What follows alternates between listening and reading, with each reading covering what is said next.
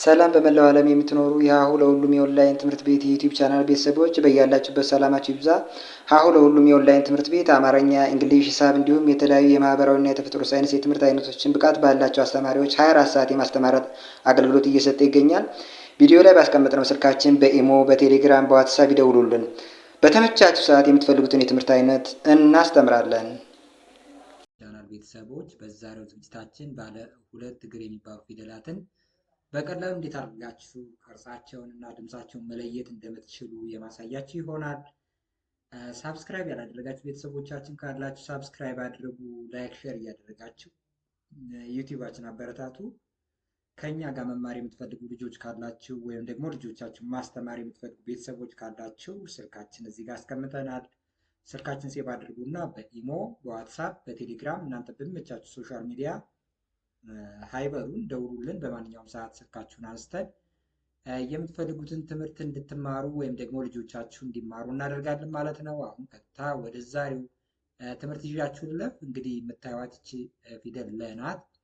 እዛ ሰ፣ ሸ፣ በ፣ ቨ፣ አ እና ሌሎችም ፊደሎች አሉ። ባለ ሁለት እግር ፊደሎች እነዚህ ከ፣ ሀ፣ ዘ፣ ዠ፣ ደ፣ ጀ ቀጣይ ብናይ ጰና ጸ አሉ። እነዚህ ደግሞ ሀ፣ ጠና ጨ የሚባሉ ፊደሎች ደግሞ ባለ ሶስት እግር ፊደላት ይባላሉ። እነዚህ ፊደሎች ከአራተኛ ላይ ወይም ከሰባተኛ ላይ ወይም ከሌሎች ቤተሰቦቻቸው ጋር ስንሄድ ቅርጻቸውን በተመሳሳይ ሁኔታ ልክ እንደ ባለ ሁለት እግር ፊደሎች እግራቸውን እያሳጠሩ ወይም ደግሞ እግራቸውን እያስረዘሙ ወይም ከጎናቸው ላይ ወይም ደግሞ ከእግራቸው ላይ ተጨማሪ መስመር ወይም ደግሞ ቅጽል እየቀጸሉ እየጨመሩ ማለት ነው ቅርጻቸውን ሲቀይሩ እናያለን። ለዛ ቅርጻቸው በተመሳሳይ ሁኔታ እንደ ባለ ሁለት እግር ፊደሎች ወይም ደግሞ ሁለት መስመር ወደታች እየተዘረጋ እንዳላቸው ፊደሎች ስለሆነ ከነዚህ ጋር አብሬ ይዤላችሁ መጥቻለሁ። ስለዚህ እነዚህ ፊደሎች በቀላሉ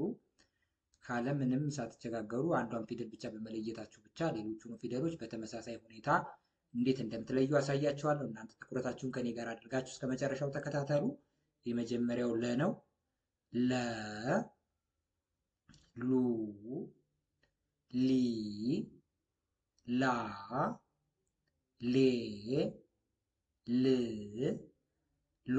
ቀጣዩ ደግሞ ሰ፣ ሱ፣ ሲ፣ ሳ፣ ሴ፣ ስ፣ ሶ።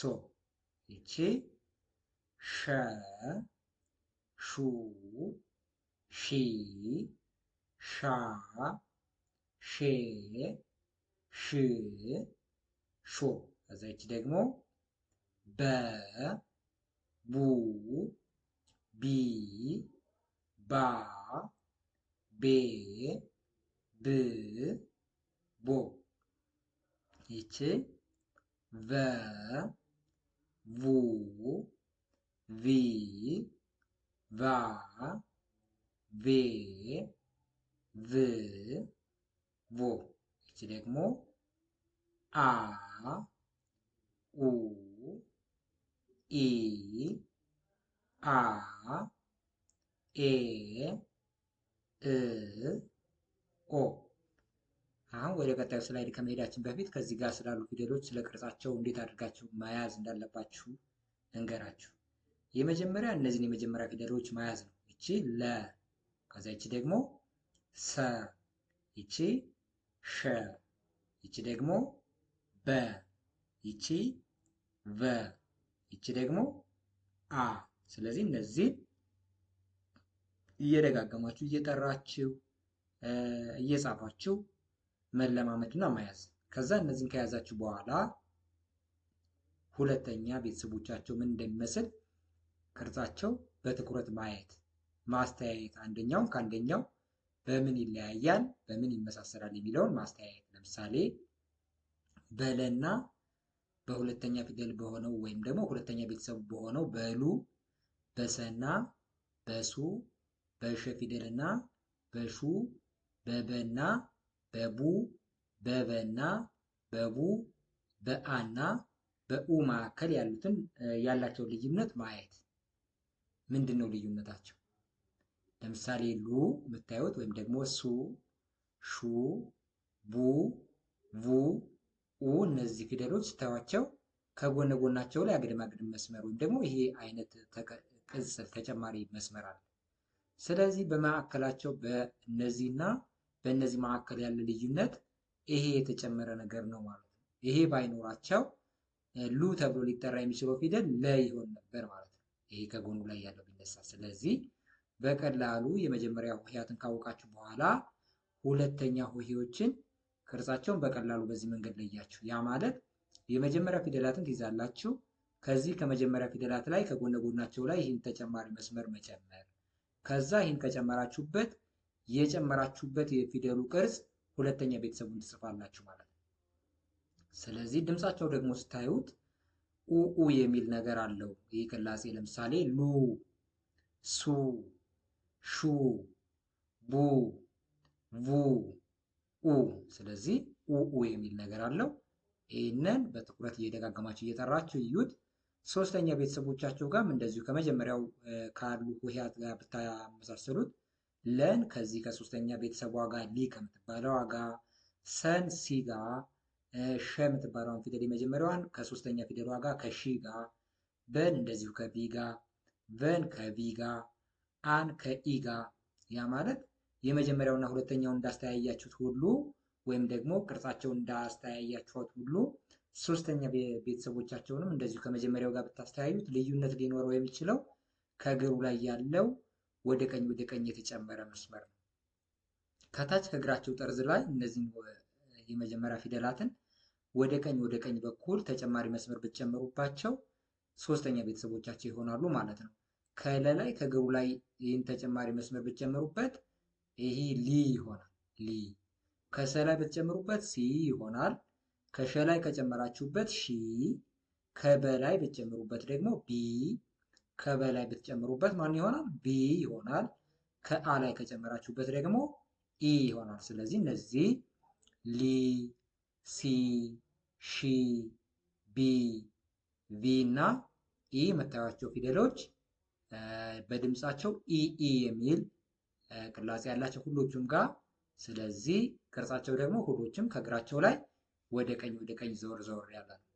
ወደ ቀኝ የተንሻፈፈ ነው ከእግራቸው ላይ፣ ወይም ወደ ቀኝ የተጣመመ ነገር አለው፣ ወይም ደግሞ የተቀጸለ ተጨማሪ መስመር ብላችሁ ያዙት። ብቻ በምታዩት መንገድ ይሄ ነገር አለ። ስለዚህ የመጀመሪያ ሆሄያትን ካወቃችሁ በኋላ ለሁለተኛዎቹ በጎናቸው ላይ ያላቸው፣ ለሶስተኞቹ ደግሞ በቀላሉ እግራቸው ላይ ተጨማሪ መስመር አለ ብላችሁ ብትይዙ በቀላሉ ቅርጻቸውን ማስታወስ ትችላላችሁ።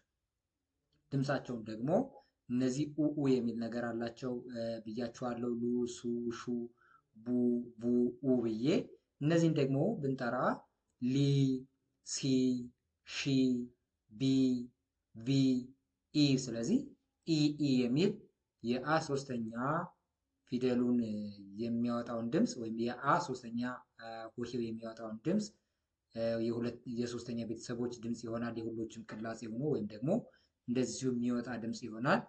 የሁለተኛ ቤተሰቦቹ እንደዚሁ የአ ሁለተኛው ቤተሰብ ይሆናል። አራተኛም ጋር ብንመጣ የአ አራተኛው ሆሄ ሊያወጣው የሚችልን ድምፅ ሁሎችም ይጋሩታል ማለት ነው።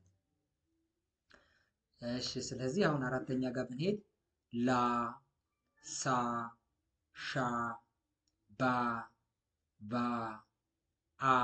ስለዚህ እስኪ አሁን እነዚህን እዩዋቸው እንደተለመደው ከመጀመሪያ ሆሄያት ጋር ማለት ነው። ስለዚህ መጀመሪያ ሆሄያት ጋር ብታስተያዩዋቸው እነዚህኞቹ በግራ በኩል ያለ እግራቸው አጠር አጠር ያለ ነው። እነዚህ ሁለቱም እግራቸው እኩል ነው ወይም ተመሳሳይ ነው በምታዩት መንገድ። እነዚህ ግን አንድ እግራቸው የግራ ሳይድ እግራቸው አጠር አጠር ያለ ነው። ስለዚህ በቀላሉ በዚህ መንገድ መለየት ትችላላችሁ። ሁለተኞቹ ምን አለ ከጎናቸው ላይ፣ ሶስተኞቹ ከእግራቸው ላይ ቅጽል አላቸው። አራተኛ ጋር ስንመጣ ደግሞ ምን አለ በግራ በኩል ያለ እግራቸው ያጥራል።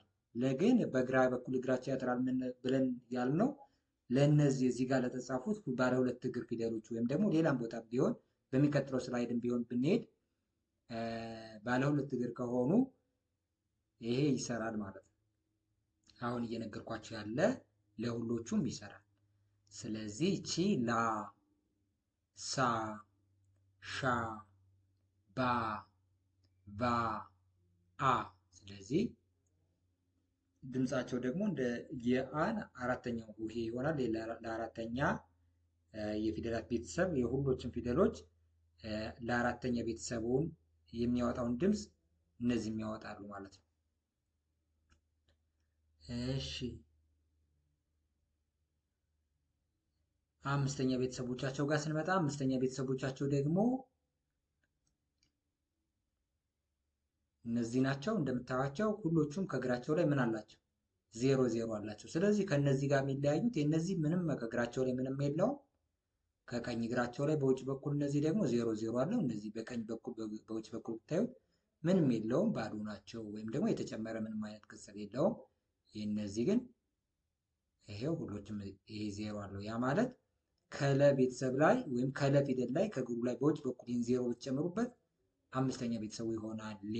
ስለዚህ የመጀመሪያ ሆሄውን ብቻ ለን ወይም ደግሞ ሰን ወይም ሸን፣ በን ወይም ቨን ወይም አን እና ሌሎቹን ፊደሎች የመጀመሪያ ፊደላትን ካወቃችሁ ሌሎቹ ሊሆኑት የሚችሉ የመጀመሪያ ፊደላትን ትጽፉና የሚያስፈልገውን ቅጽል መጨመር ነው። ለሁለተኛዎች ከሆነ ከጎናቸው ላይ መጨመር፣ ለሶስት ከሆነ ከእግራቸው ላይ፣ ለአራት ከሆነ በግራ በኩል ያለ እግራቸውን አጠር አድርጎ መተው፣ ለአምስት ከሆነ ደግሞ ያው በውጭ በኩል ከቀኝ እግራቸው ላይ ይህን ዜሮ መጨመር ነው።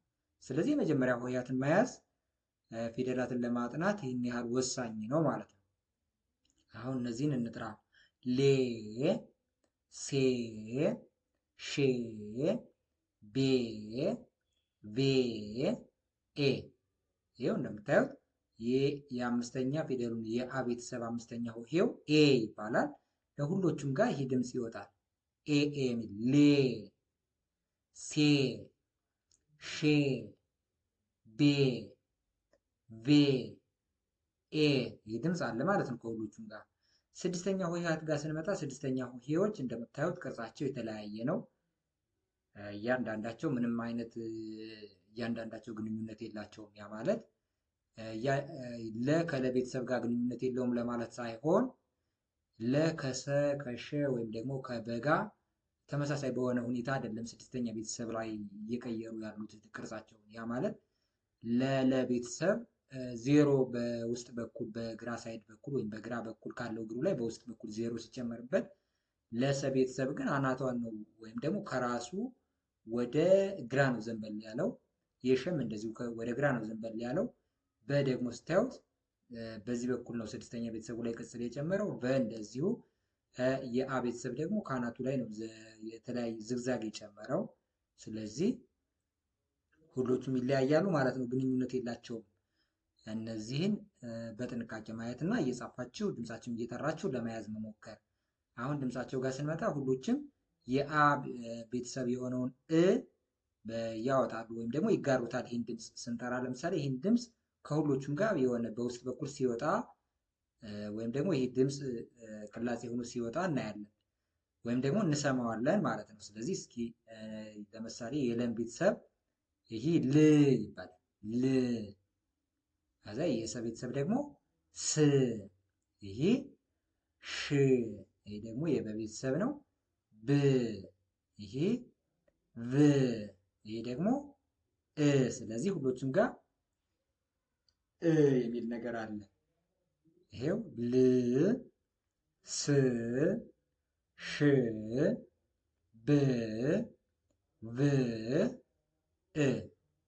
ከዛ ሰባተኛ ቤተሰቦቻቸው ጋር ስንመጣ ይቺ ለቤተሰብ የሆነችዋ ብቻ ነች ከጎኗ ላይ ይህንን ዜሮ ያንጠለጠለችው ወይም ደግሞ የያዘችው እንጂ ሌሎቹ በቀኝ በኩል ካለው እግራቸው አጠር አጠር እያለ ነው የቀረው። በቀኝ በኩል ያለ እግራቸው አጭር አጭር፣ በግራ በኩል ያለ እግራቸው ደግሞ ረዘም ረዘም ያለ ነው የሆነው። ያ ማለት አራተኛ ላይ በግራ በኩል ያለው አጠር፣ በቀኝ በኩል ያለው ረዘም ረዘም ያለ ነበር። ከዚህ ጋር ደግሞ በግራ በኩል ያለው አራተኛ ላይ ያጠረው እግር ይረዝምና የረዘመው ደግሞ አጠር አጠር ይላል ማለት ነው። አራተኛ ላይ ረጅም የነበረው አጭር ይሆናል ሰባተኛ ላይ መጥቶ። ስለዚህ ይህንን በቀላሉ ማየት እና በዚህ መንገድ በቀላሉ ፊደላትን ቅርጽ ለመያዝ መሞከር። ስማቸው ኦኦ የሚል ድምፅ አለ። እሱንን እየጠራን አብራችሁ እዩ። ሎ፣ ሶ፣ ሾ፣ ቦ፣ ቮ፣ ኦ። ስለዚህ በድጋሚ ብንጠራ ሎ፣ ሶ፣ ሾ፣ ቦ፣ ቮ፣ ኦ። ቀጣዩን ስላይድ እኔ ቀጣዩ ስላይድ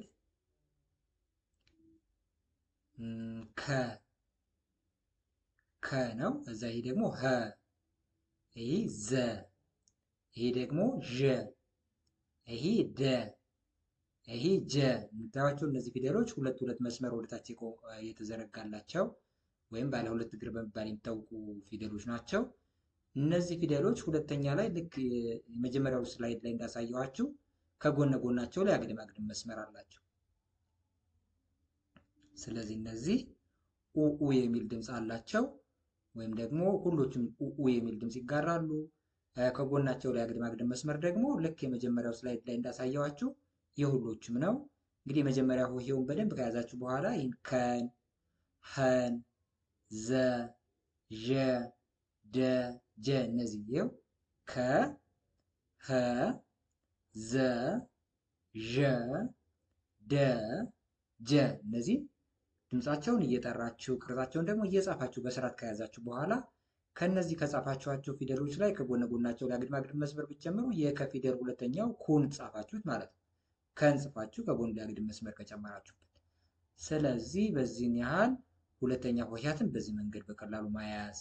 ድምፃቸው ደግሞ ስንጠራው ራሱ ኡኡ የሚል ነገር ሁሎችም ሁለተኛ ፊደሎች አሏቸው የሚል ድምፅ አላቸው። ስለዚህ ኩ፣ ሁ፣ ዙ፣ ዡ፣ ዱ፣ ጁ። ይሄ ኡኡ የሚል ነገር አለው። ስጠሩት በራሱ ድምፁ ምን አይነት የሚጋራ ድምፅ ወይም ደግሞ የጋራ የሚጋሩት ድምፅ እንዳለ በቀላሉ ትረዱታላችሁ እየደጋገማችሁ እየጠራችሁ መለማመድ። ሶስተኛ ላይ ስንመጣ ሶስተኛ ላይ እግራቸው ላይ በቀኝ በኩል እግራቸው ላይ ልክ የመጀመሪያው ስላይድ ላይ ስንማር እንዳያችሁት የቀኝ እግራቸው ላይ አግድም አግድም መስመር፣ ታች እግራቸው ላይ አግድም አግድም መስመር ወይም ደግሞ ሽፈፍ ሽፈፍ ያለ ነገር መጨመር። ስለዚህ እዚህ ጋር ላይ የመጀመሪያ ሆሄያትን በጥንቃቄ ትይዛላችሁ። ከዛ ከእግራቸው ላይ ወደዚህ ከጨመራችሁ ሶስተኛ ሆሄያትን ጻፋችሁ ማለት ነው። ከጎናቸው ላይ ወይም ደግሞ ከመሃል ከጎናቸው ላይ ከጨመራችሁት ሁለተኛ ሆሄያቸው ጻፋችሁ ማለት ነው። ወይም ደግሞ ሁለተኛ ሆሄያቸውን ጻፋችሁት ማለት ነው በዛ መንገድ። ስለዚህ ቅርጻቸውን በቀላሉ የመጀመሪያ ሆሄያትን አሁን በድጋሚ የምነግራችሁ መያዝ። ከዛ ለሁለተኛ ቤተሰቦች ከያዛችሁት የመጀመሪያ ሆሄ ላይ ከጎኑ ላይ መጨመር። ለሶስተኛ ሆሄው ከሆነ ደግሞ ከእግሩ ላይ በቀኝ በኩል ካለ እግሩ ላይ ጫፍ ታች ዳር ላይ ወደ ቀኝ ዞር አድርጎ መስመር መጨመር ነው። ስለዚህ ይህንን ቅርጽ በቀላሉ በዛ መንገድ ትጽፋላችሁ። ድምፃቸው ለሁለተኛ ኡኡ፣ ለሶስተኛ ኢኢ የሚል ቅላጼ ያለው ብያችኋለሁ። እሱን እየጠራችሁ እየደጋገማችሁ መለማመድ። ለምሳሌ ይህን እንጥራ። ኪ፣ ሂ፣ ዚ፣ ዢ፣ ዲ፣ ጂ። ይሄው እንደምታዩት ኢኢ የሚል ነገር አለው። አራተኛ ቤተሰቦቻቸው ጋር ደግሞ እነዚህ ባለ ሁለት እግር ፊደሎች በግራ በኩል ያለ እግራቸው ያጥራል እያልኳችሁ ነበር። ይሄው እዚህ ጋር የነበረው ሙሉ ሁለቱም እግር ትክክል ነበረ። አንዱ ያጠረ አንዱ የረዘመ አልነበረም። አራተኛ ላይ ስንመጣ ግን በግራ በኩል ያለው እግሩ አጠር አጠር ያለ ሁሎቹም ሆሄዎች ማለት ነው። ስለዚህ አራተኛ ሆሄ ባለ ሁለት እግር ወይም ደግሞ ሁለት መስመር ወደታች የተዘረጋ ካለው በግራ በኩል ያለውን አንደኛውን እግሩን አጠር አጠር እያደረጋችሁ በስርዓት መጻፍ። ይህንን ለምሳሌ ካ፣ ሀ፣ ዛ፣ ዣ፣ ዳ፣ ጃ ሁሎችም ስታዩዋቸው በግራ በኩል ያለ እግራቸው ያጠረ ነው። ድምፃቸው ደግሞ አአ የሚል ወይም ደግሞ የአ ቤተሰብ አራተኛውን ሆሄ በቅላጼ ወይም ደግሞ በሚጋራ ድምፅ ሁሎቹም ጋር ሲወጣ እናያለን። በድጋሚ እንጥራው እሱንን ድምፅ እናንተም በስርዓት እንድትረዱት ማለት ነው። ካ፣ ሀ፣ ዛ፣ ዣ፣ ዳ፣ ጃ። አምስተኛ ቤተሰቦቻቸው ጋር ብንመጣ ደግሞ እነዚህ አምስተኛ ቤተሰቦች እግራቸው ላይ በቀኝ በኩል ካለው እግራቸው ላይ በውጭ በኩል 0 ይጨምራሉ። ስለዚህ ይህንን በቀላሉ ልትረዱ ትችላላችሁ። መጀመሪያው ስላይድ ላይም እያየነው ነበር ይህ ነገር። ከዛ ጋም እንደዚሁ ተመሳሳይ የቅርጽ አቀያየር ነው ያለው። እዚህ ጋርም ስንመጣ እነዚህ ባለ ሁለት እግር ፊደሎች በቀኝ በኩል ካለው እግራቸው ላይ ለአምስተኛ ቤተሰቦቻቸው ዜሮ ይጨመርባቸው። ድምፃቸው ደግሞ ኤኤ የሚል ነገር አለው። እሱንን ከኔ ጋር እየጠራችሁ መለማመድ። ኬ፣ ሄ፣ ዜ፣ ዤ፣ ዴ፣ ጄ። ይኸው ኤኤ የሚል ነገር አለው ሁሎቹም ጋር። አሁንም በድጋሚ እንጥራው። ኬ፣ ሄ፣ ዜ፣ ዤ፣ ዴ፣ ጄ። ስድስተኛ ሆሄያት እንደነገርኳችሁ በጋራ ሊጋሩት የሚጋሩት ቅርጽ የላቸውም። ድምፅ ግን የሁሎችም እ የሚል ድምፅ አላቸው። ወይም ደግሞ ይህን ቅላጼ ይጋራሉ ወይም ደግሞ የጋራቸው ነው። ልክ የአ ፊደል ስድስተኛ ቤተሰቡ እ ተብሎ ይጠራል። ለስድስተኛ ሆሄያት ለሁሎችም ይህ እ የሚል አናባቢ ወይም ደግሞ የድምፅ ቅላጼ ሆኖ ይወጣል። እሱን እየጠራን ከኔ ጋር እየጠራችሁ ክ፣ ህ፣ ዝ፣ ዥ፣ ድ፣ ጅ። በድጋሚ አንዴ እንጥራ። ክ፣ ህ፣ ዝ፣ ዥ፣ ድ፣ ጅ። ከዛ እነዚህ ደግሞ ሰባተኛ ሆሄያቸው ናቸው። ሰባተኛ ሆሄዎች በቀኝ በኩል ያለ እግራቸው አጠር አጠር ይላል እያልኳችሁ ነበር። የመጀመሪያው ስላይድ ላይ ስናይ ሁሉም ባለ ሁለት እግር ሆሄያት በቀኝ በኩል ያለ እግራቸው ለሰባተኛ ቤተሰቦቻቸው አጠር ይላል። በግራ በኩል ያለው እግራቸው ደግሞ ረዘም እንዳለ በነበረበት ይቀጥላል። ያ ማለት የግራ እግራቸው ረዘም ብሎ የቀኝ እግራቸው አጠር አጠር ያሉ ናቸው። ሁሎቹም ስታዩቸው እነዚህ ድምፃቸው ደግሞ ልክ የአ ፊደል ሰባተኛው ሆሄ ኦ ነው የሚባል እሱን ድምፅ አናባቢ አድርገው ወይም ደግሞ ሁሎቹም ይሄ ድምፅ በቅላጼ መልክ ይወጣል። ስንጠራ እሱንን አብረን እየጠራ እናያለን። ለምሳሌ እቺ ኮ ናት። አብራችሁኝ ጥሩ። ኮ፣ ሆ፣ ዞ፣ ዦ፣ ዶ፣ ጆ። አንዴ በድጋሚ እንጥራ። ኮ፣ ሆ፣ ዞ፣ ዦ፣ ዶ፣ ጆ። ቀጣዩ ስላይድ ጋር ብንሄድ ቀጣዩ ጰ ነው።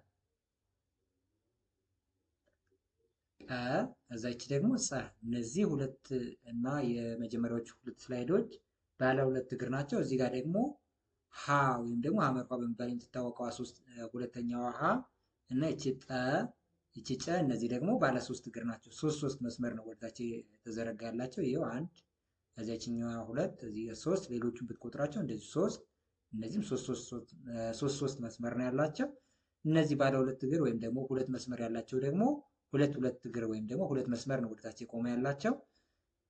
እነዚህን ሆሄያት ጰን፣ ጸን፣ ሀ እና ጨን እነዚህን የመጀመሪያ ሆሄያት ናቸው። እነዚህን ትይዛላችሁ። ከዚያ እንደተለመደው ለሁለተኛ ቤተሰቦቻቸው ደግሞ ከጎነ ጎናቸው ላይ አግድም መስመር መጨመር። ይሄው እነዚህን አደረጋችሁ ማለት ነው። ይህን የመጀመሪያ ሆሄያትን በደንብ ትጽፋላችሁ። ስሙን በደንብ ትይዛላችሁ። እስኪ አንዴ እንጥራ አብረን። ጰ፣ ጸ፣ ሀ፣ ጠ፣ ጨ። እነዚህን ያዙ። ከዛ እነዚህን ከያዛችሁ በኋላ ሌሎቹ ሰባቱም ሆሄያት እነዚህን በያዛችሁበት መንገድ የተለያየ ቅጽል በመጨመር ወይም ደግሞ እግራቸውን በማሳጠር ነው የተመሰረቱት። እሱም በቀላሉ ትረዱታላችሁ ብዬ አስባለሁ። ለምሳሌ ሁለተኛ ቤተሰቦቻቸውን እነዚህን ከጻፋችሁ በኋላ ከነዚህ ከጻፋችሁት ፊደሎች ላይ ከሁሎቹም ላይ ከጎነ ጎናቸው ላይ አግድም መስመር ብትጨምሩባቸው እነዚያን ሁለተኛ ቤተሰቦቻቸውን ጻፋችሁ ማለት ነው። ለምሳሌ የጰን ከጻፋችሁ በኋላ ከጎኑ ላይ ከጨመራችሁበት ይህ ፊደል ይሆናል። ይህ ፊደል ደግሞ የጰ ሁለተኛ ቤተሰቡ ነው፣ ጡ ይሆናል። ለጸም እንደዚሁ ጹ ይሆናል። ለሃን ጽፋችሁ ከጎኑ ላይ ብትጨምሩበት ሁ ይሆናል። ጠን ትጽፉና ከጎኑ ላይ ከጨመራችሁበት ጩ፣ ጨን ጽፋችሁ ከጎኑ ላይ ከጨመራችሁበት ጩ። ሌሎቹንም ፊደሎች በስርዓት የመጀመሪያ ፊደላትን ትጽፉና ከጎናቸው ላይ አግድም መስመር ከጨመራችሁበት የዛን የጻፋችሁትን ፊደል ሁለተኛ ቤተሰቡን ትጽፋላችሁ ማለት ነው። እነዚህን እስኪ አንዴ በድጋሚ እንጥራቸው አብረን። ጡ፣ ጹ፣ ሁ፣ ጡ፣ ጩ። ስለዚህ እነዚህም እንደምታዩቸው ኡ የሚል ነገር አላቸው። እሱን እየደጋገማችሁ እየጻፋችሁ እንዲሁም ደግሞ እየጠራችሁ መለማመድ። ሶስተኛ ሆሄያት ጋር ስንመጣ ሶስተኛ ሆሄያት እግራቸው ላይ በቀኝ በኩል ካለ እግራቸው ሶስትም ቢኖራቸው ሁለትም ቢኖራቸው አንድ እግርም ቢሆኑ ከእግራቸው ላይ በቀኝ በኩል ወደ ቀኝ ማጣመም ወይም ደግሞ ይህን ቅጽል ይህን ተጨማሪ መስመር መጨመር ካለው ከእግራቸው ላይ በቀኝ በኩል ሶስት እግር ከሆነም ከሶስተኛው እግሩ በቀኝ በኩል ካለው እግሩ ላይ መጨመር፣ ሁለት እግር ከሆነ ከሁለት እግሩ በውጭ በኩል ካለው በቀኝ በኩል ካለው ላይ መጨመር፣ አንድ እግር ብቻም ከሆነ ያ ፊደል ለሶስተኛ ሆሄው የሚሆነው ከዛ ካለው እግሩ ላይ ከአንድ እግሩ ላይ ወደ ቀኝ በኩል ማጣመም ነው። ስለዚህ በቀላሉ ሙሉ የአማርኛ ፊደላትን በዚህ መንገድ መረዳት ትችላላችሁ። አዛ እነዚህን እንጥራ እስኪ። ጲ፣ ጺ፣ ሂ፣ ጢ፣ ጪ። አንዴ በድጋሚ እንጥራ። ጲ፣ ጺ፣ ሂ፣ ጢ፣ ጪ። አራተኛ ቤተሰቦቻቸው ጋር ስንመጣ እነዚህ ባለ ሁለት እግር ወይም ደግሞ ባለ ሶስት እግር ፊደላት ከሆኑ በግራ በኩል ያለ እግራቸው አጠር አጠር ይላል። ይሄው ባለ ሶስት እግሮቹም ይሄው በግራ በኩል ያለው ሁለቱም እግራቸው አጭር አጭር ሆነ። ባለ ሁለት እግሮቹም አንዳንድ እግራቸው አጭር ሆኖ አንድ እግራቸው ብቻ ረጅም ይሆናል ማለት ነው። በቀኝ በኩል ያለ እግራቸው ረዘም ረዘም ይልና በግራ በኩል ያለ እግራቸው ያጥራል። ስለዚህ በቀላሉ በዛ መንገድ መረዳት። ድምጻቸው ጋር ስንመጣ ደግሞ አ የሚል የድምፅ ቅላጼ ያላቸው ብያችኋለሁ። አሁን በፊት በተማርናቸው ስላይዶች ራሱ በዚህ በአሁኑ ቪዲዮ ማለት ነው። ስለዚህ በቀላሉ እየደጋገማችሁ እዩት። ጳ፣ ጻ፣ ሃ፣ ጣ፣ ጫ። አንዴ በድጋሚ እንጥራ። ጳ፣ ጻ፣ ሃ፣ ጣ፣ ጫ። ከዛ አምስተኛ ቤተሰቦቻቸው ደግሞ አምስተኛ ሆሄያትን የእያንዳንዱን ፊደል አምስተኛ ሆሄውን ለመጻፍ በቀኝ በኩል በውጭ በኩል ካለው እግሩ ላይ 0 መጨመር። ይሄው ሁሎቹም ጋር ስትሄዱ ሶስት እግርም ሆነው ከሶስተኛው እግራቸው በውጭ በኩል ላይ ካለው ላይ ነው 0 የጨመሩት። የጨ ቤተሰብ ሶስቱም እግሯ ላይ 0 ስላለ ከጎኗ ላይ ነው 0ን የጨመረችው። ይችንን በልዩነት የያዙት ወይም ኤክሴፕሽናል ማለት ነው። ስለዚህ እነዚህን ትይዛላችሁ። በቀላሉ እነዚህን ባለ ሁለት እግርና ባለ ሶስት እግር ፊደሎች በዚህ ቪዲዮ ብቻ በቀላሉ መለየት ትችላላችሁ፣ እየደጋገማችሁ እያያችሁ ማለት ነው። ይቺ ጴ፣ ጼ፣ ሄ፣ ጤ፣ ጬ። አንዴ በድጋሚ እንጥራ። ጴ፣ ጼ፣ ሄ፣ ጤ፣ ጬ። ስድስተኛ ሆሄያት ደግሞ በቅርጽ የተለያዩ ናቸው እያልኳችሁ ነበረ። ምክንያቱም ልክ እንደ አምስተኛ ቤተሰቦች 0 አላቸው፣ ወይም ደግሞ እንደ 4 እግራቸው አጠረ፣ እንደ 3 እግራቸው ላይ ተጨመረ፣ ወይ ደግሞ እንደ 2 ጎናቸው ላይ ነው ተብሎ ሊገለጽ የሚችል በተመሳሳይ ሁኔታ ቅርጻቸው የሚቀይሩበት መንገድ የለም። ስለዚህ እነዚህን የመጀመሪያ ሆሄያትን ለመያዝ እንደሞከራችሁት እየደጋገማችሁ ስማቸውን እየጠራችሁ ቅርጻቸውን ደግሞ እየጣፋችሁ መለማመድ ነው። ስለዚህ ይህን በመጻፍና በማንበብ በቀላሉ ለመያዝ መሞከር ነው። ድምጻቸው ሁሎቹም የአ ስድስተኛ የሆነውን ቤተሰብ የሚለውን አናባቢ ይጋሩታል። እሱን እየጠራን ከኔ ጋር እንለማመዳለን።